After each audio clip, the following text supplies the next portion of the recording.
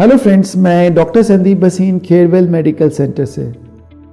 आप सब जानते हैं कि हम लोग एंटी एजिंग के ऊपर और वेलनेस के ऊपर बीच बीच में आपसे बात करते रहते हैं। आज मैं एक बात करने वाला हूँ एंटी एजिंग इन फीमेल्स, यानी महिलाओं में एंटी एजिंग को कैसे हम इस्तेमाल करें। महिलाओं का जब 45 से 50 ईयर का जो एज है उसमें मीनोपॉज यानी पीरियड्स रुकने लगते हैं। वो एक ऐसा पीरियड है जिसमें बहुत सारे हार्मोन्स बदलते हैं।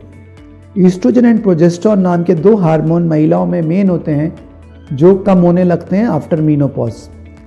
तो इसमें बहुत तरह के सिम्टम्स आते हैं, जैसे फ्लशिंग होना है, स्वेटिंग होना, इरिटेशन होना एंड हेडेक। इनको वैसोमोटर सिम्टम्स भी बोला जाता है। लेकिन बहुत कम लोग जानते हैं कि मीनोपॉज के बाद जब ईस्ट्रोजन की कमी हो जाती है तो महिलाओं में हार्ट डिजीज़ का इंसिडेंस बढ़ने लगता है और लगभग पुरुषों के इक्वल हो जाता है। जितना मेल्स में हार्ट डिजीज़ का इंसिडेंस है लगभग उतना ही महिलाओं में मीनोपॉज के बाद होने लगता है। दूसरी बात, महिलाओं में जो की हड्डियां हैं वो कमज़ोर होने लगती हैं और मेमोरी लॉस यानी कॉग्निशन लॉस, अल्जाइमर जैसी बीमारियां होने की टेंडेंसीज बढ़ जाती हैं। तो ये सारी की सारी प्रॉब्लम्स जो हैं हार्मोन की कमी से होती हैं। अगर हम राइट टाइम पे फीमेल्स को हार्मोन्स देते हैं, जिसको हार्मोनल रिप्लेसमेंट थेरेपी HRT बोला जाता है, तो इन सब प्रॉब्लम्स को रोका जा सकता है और प्रिवेंट किया जा सकता है। लेकिन बहुत ही कंट्रोवर्शियल रहा है कि HRT देना चाहिए कि नहीं देना चाहिए, इसके कोई दुष्परिणाम तो नहीं है कैंसर जैसे। इस पर बहुत सारे कंट्रोवर्सीज चलती आई हैं।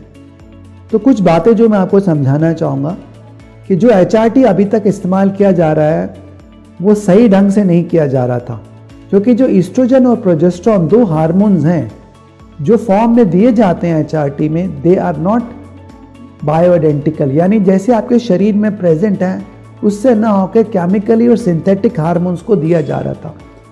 और ये सिंथेटिक जैसे प्रोजेस्टेरोन की जगह मेड्रॉक्सी प्रोजेस्टेरोन वगैरह इस्तेमाल किया जाता है, जिसके बहुत सारे साइड इफ़ेक्ट्स होते हैं बॉडी के ऊपर, क्योंकि ये नेचुरल हार्मोन्स नहीं है। अगर हम ये बायोआइडेंटिकल और नेचुरल हार्मोन्स को इस्तेमाल करें तो ये दुष्परिणाम नहीं होंगे।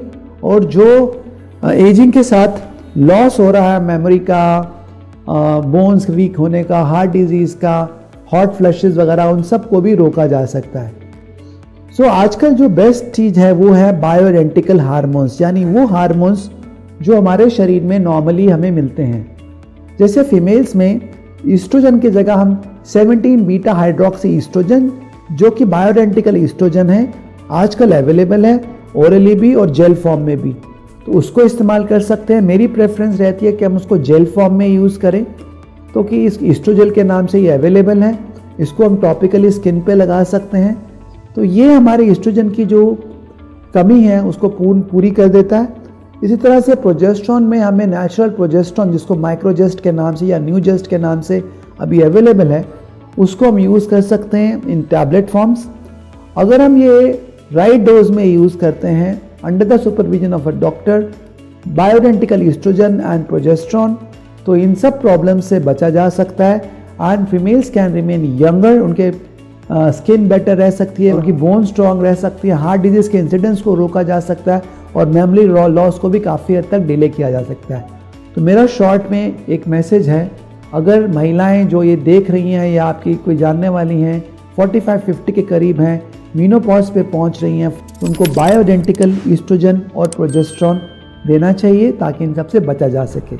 और एक बात यह है कि बहुत कम डॉक्टर्स इस बारे में जानते हैं, there is something like bioidentical hormones also.